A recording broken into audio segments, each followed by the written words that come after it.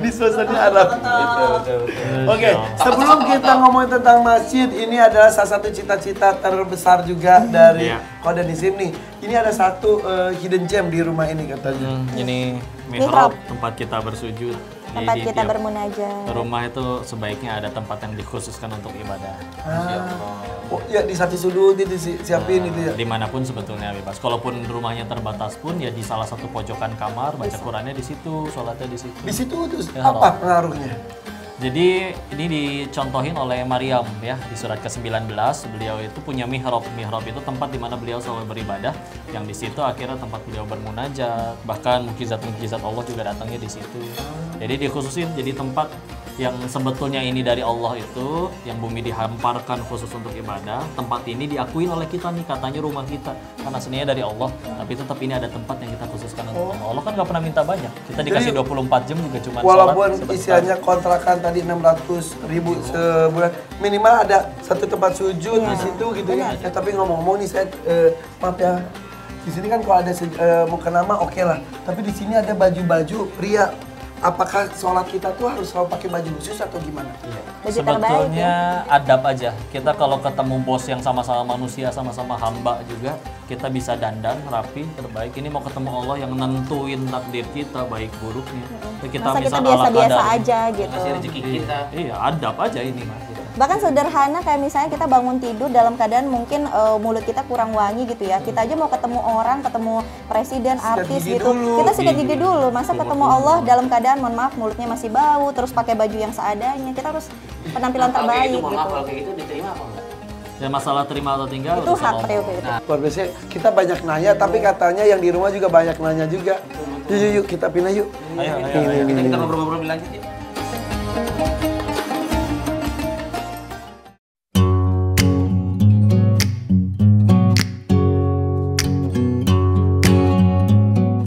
Nih rakyat, sudah sampai di ruangan ini lagi. Ini ada sebuah rencana besar katanya, ingin mendirikan masjid. Insya Allah, Kak Irfan. Iya. Dengan seluas berapa? Berapa? Di situ sebelah 3.410 meter. Wow. Kan buat supaya biar ada sekolahnya juga. Yang kita tadi mainkan masih SMP tuh. Sebentar ya, orang tuh kadang-kadang ya, ada 3.000, bikin rumah aja dulu deh. Ini mah ada rumah tiba-tiba mikirnya justru sekolah dulu, baru rumah. Sekarang ada lahan, insya Allah udah dibebaskan belum? Masih nabung. Teman-teman juga jemaah lagi pada nitipin, lagi kita kumpulin aja untuk aduh mudah-mudahan ya, bebasin lahan. semeter berapa di sini? 1,8 juta.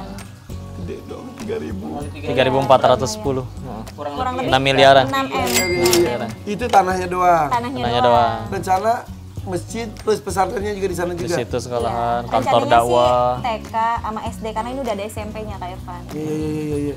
Jadi jamaah-jamaah juga lagi patungan berebut fastabikul khairat ya, berarti berlomba-lomba dalam kebaikan ya. Mohon doanya. Mudah-mudahan ya yang nonton ya. Jadi Insya Allah, bisa insya Allah. ikut ya. Doakan dan juga ayo kalau mau ikut berpartisipasi ya. Fadol, Target cita-cita berapa tahun ke depan?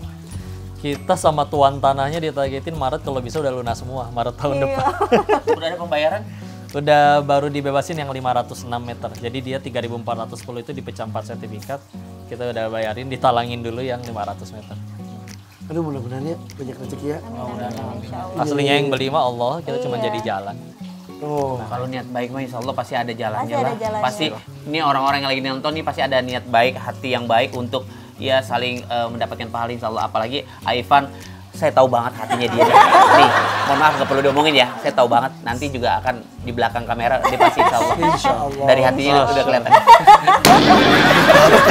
Pasti sih dari hatinya udah kelihatan banget. Tengah kenapa hatinya kesini? Sini. Insya Allah, mudah-mudahan Aifan. Amin ya Allah ya Rabbal Alamin. Kabili enggak? Insya Allah. Dan ke Kabili orang-orang pengen jodoh kan, nah kalau bisa tuh bangun rumah Allah, nanti Allah bangunkan rumah tangga untuk Kabili. sujud lagi. Kali ini di sofa tapi. Pindah-pindah. Mudah-mudahan dijabah ya Allah. Amin. Nah, ini dari tadi kan Billy itu banyak nanya banget. Nih banyak juga yang pengen bertanya langsung ke Qadanisim ya. Nih, salah satunya yang ini nih. Assalamualaikum kok, mau nanya kok, kalau kita ngedenger gosip nih dari ibu-ibu yang lagi pada bergosip di tukang sayur, nah hukumnya gimana itu, kita ikut dosa apa kagak kok? Tapi kalau nggak didengerin sayang, didengerin bagaimana? Tolong ya kok, makasih kok. Oke, kau gimana tuh? Kau gitu? Dengar doang. Jadi nggak niat bergosip, lagi belajar sayur tiba-tiba situ terus dengerin gitu, tapi nggak disebarin lagi. Iya. Nah, kalau itu ibu-ibu, kalau misalkan Aipan nih denger orang gosip nih, dia mah denger doang. Ntar tiba-tiba juga ngikut gosip tuh. Gak sengaja, gak niat. Ya kita tidak memilih ada di kondisi itu, tahu-tahu gitu, dan kita kalau bisa menghindar ngehindar, dan sebetulnya kita kan niatnya cuma pengen beli sayur ya. Makanya Nabi udah ngingetin al-qamaqah Rasulullah SAW bersabda yang maknanya, jadi semua yang kita lihat, semua yang kita sentuh, apa yang terbesit di hati baru jadi dosanya nanti kalau kita lakuin sesuatu itu. Kita terbesit di hati, oh ternyata dia begitu. Atau kita ngelihat orang, ih bajunya gitu. Tadinya kita pengen julitin tapi nggak jadi. Kalau nggak jadi perbuatan, cuman terbesit di hati sama di pikiran, itu insya Allah tidak akan dihisab. Di komentar di sosial media gitu, kalau cuma ketik tok julit, tok itu dosa. Tetap aja kan dari tetap kita. aja. Cuman media aja kan. Masalahnya ketikan sama mulut itu teko hanya mengeluarkan isi teko. Kalau isinya udah baik, keluar juga pasti baik. Kalau keluarnya yang maki-maki mencak-mencak ya bisa jadi hati kitanya yang bermasalah. Yang bermasalah hatinya yang mencak-mencak itu. Oke, lanjut ke pertanyaan berikutnya. Yo, ini dia nih. Assalamualaikum, kok aku mau nanya nih, kalau seandainya aku nemuin uang di kantong saku celana suami aku, itu tuh sebenarnya boleh kita ambil atau harus dibalikin dulu? Gimana tuh kok? Iya, istilah istri itu punya hak atas suami. Dulu Hindun bertanya kepada Nabi terkait suaminya ya, Abu Sufyan, terkait bahwa memang suaminya itu qadarullah dalam hal itu memang pelit. Boleh nggak ngambil? Ini bukan nemu nih, ngambil malah. Kata Nabi malah diizinkan, boleh, tapi sesuai keperluan. Jadi jangan malah ya lebih dari Jangan yang ngerampok. dibutuhkan. Dan juga menyesuaikan dengan kemampuan suaminya. Ngambil tanpa izin juga nggak masalah ya? Di situ bahkan disebutkan tidak izin. Tidak izin karena istilahnya benar-benar ngambil karena Maka itu, suaminya, tapi dalam hal itu si suami memang nggak memberikan haknya istri. Nafkah ya, nggak beri. Itu namanya istri yang pintar mencari uang. Iya. Di dompet suami. Dia di saku suami. Karena kan gini, dompet suami. kalau kata, bukan kata zaman orang dulu bilang ya, mungkin sampai sekarang juga seperti ini. Karena uangnya istri, uangnya suami, uang istri, uangnya suami, ya buat istri itu kan, bukan sih? Bener sih? Itu konsep itu boleh nggak sih? Masya Allah, sebetulnya sah-sah aja karena saya meyakini juga kalau kita makin baik ke istri, justru Allah juga makin baik juga ke kitanya. Kadang yang pelit sama istri juga bisa jadi cuman kurang cukup yakin bahwa kalau kita ngasih lebih ke istri, Allah bakal ngasih lebih banyak lagi. Kalau kita ngebaik gaya di situ itu berkah juga ya? Iya, dan memang kan ada urutannya ya dalam urusan sedekah.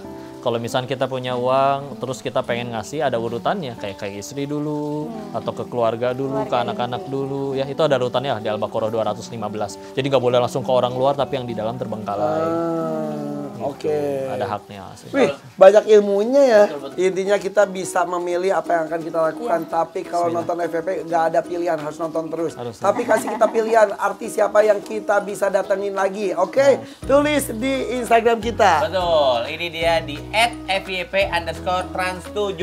Ya, dan saksikan kita terus ya. Senin sampai Jumat jam 8:30 hanya di Trans7. Terima kasih, berkah semuanya. Mudah-mudahan lahir lagi. Kehamilannya lancar ya sampai kelahiran. Oke, dadah, assalamualaikum, bye-bye.